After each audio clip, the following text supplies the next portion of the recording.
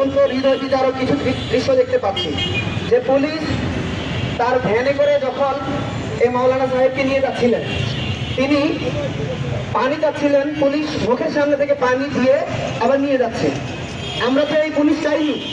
জুলাই আগস্টে আন্দোলন ছিল, সেখানে আমরা দেখেছি তারা আমাদের উপর কি রকম অত্যাচার করেছে, আমাদের ভাইদের শহীদ করেছে কিভাবে।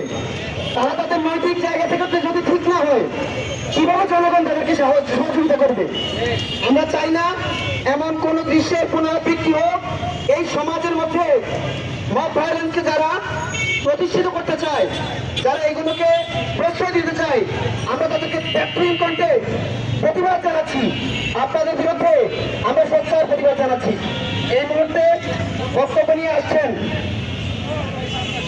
গতকাল মাওলানা রইসুদ্দিন যেখানে ইন্তেকাল করেছেন, সেখানে আমাদের একজন ভাই গিয়েছিলেন, সেখানে প্রত্যক্ষদর্শী হিসেবে উনি কি রেখেছেন সেই হিসেবে বক্তব্য দেওয়ার জন্য মোহাম্মদ আরিফুল ইসলাম ভাইকে বক্তব্য দেওয়ার জন্য অনুরোধ জানাচ্ছি। আপনারা দেখেছেন একজন মসজিদের ইমামকে কিভাবে নির্মমভাবে পেটানো হয়েছে, এবং আমরা যখন গতকাল সকালে গাজীপুরের হায়দ্রাবাদ এলাকায় গেলাম, তখন মসজিদের মুতল্লির সাথে, যে মসজিদে তিনি ইমাম ছিলেন, মসজিদের মুতল্লির সাথে আমরা কথা বললাম। মসজিদের মুতল্লির ভাষ্যমতে, অর্থাৎ যেই মিথ্যা অভিযোগে, মিথ্যা অপবাদে তাকে পুলিশের কাছে দেওয়া হলো, তাকে মামলা দেওয়া হলো, মব ভায়োলেন্স করা হলো, সেই অভিযোগটি সম্পূর্ণ মিথ্যা, এবং 2 মাস আগের সেই অভিযোগের ভিত্তিতে তাকে মব ভায়োলেন্স করা হয়েছে, এবং সেই বিষয়টি মুতল্লি অবগত নয় এবং মসজিদ কমিটি অবগত নয়। আমরা এলাকাবাসীর সাথে কথা বলেছি, তারাও বলেছে ইমাম সাহেব শহীদ রইসুদ্দিন এই বিষয়ে জড়িত নন।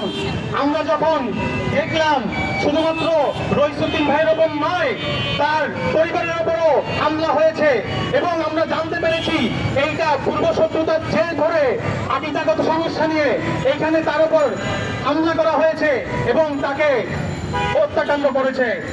আমরা যখন পুলিশের কাছে গেলাম, সেখানে পুলিশ আমাদেরকে অসহযোগিতা করেছে। যখন আমরা ওসিকে জিজ্ঞেস করলাম, যখন আপনি তাকে গ্রেফতার করেছেন, আপনাকে পুলিশ হেফাজতে নিয়েছেন, তখন ওনাকে যে আহত করা হয়েছে সে বিষয়ে আপনি কি ব্যবস্থা নিয়েছেন? সেখানে তো আপনার সামনেই তাকে মব ভায়োলেন্স করা হলো।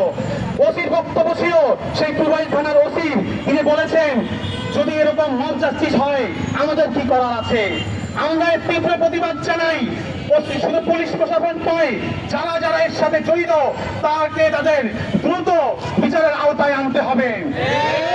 সকালে যখন আমরা ওসির সাথে কথা বললাম, তারপর আমরা হসপিটালের মর্গে গেলাম মামলা করার জন্য। আবার আমরা পূর্বাইল থানায়, গাজীপুরের পূর্বাইল থানায় আসলাম, তখন ওসি ছিল না, তখন ওডিসি এবং ডিসি মহোদয় আসলেন। তখন তারা আমাদেরকে আশ্বস্ত করলেন যে আপনারা মামলা করুন, আমরা ব্যবস্থা গ্রহণ করব। কিন্তু রাত 10টা পর্যন্ত তারা আমাদের মামলা গ্রহণ করেনি।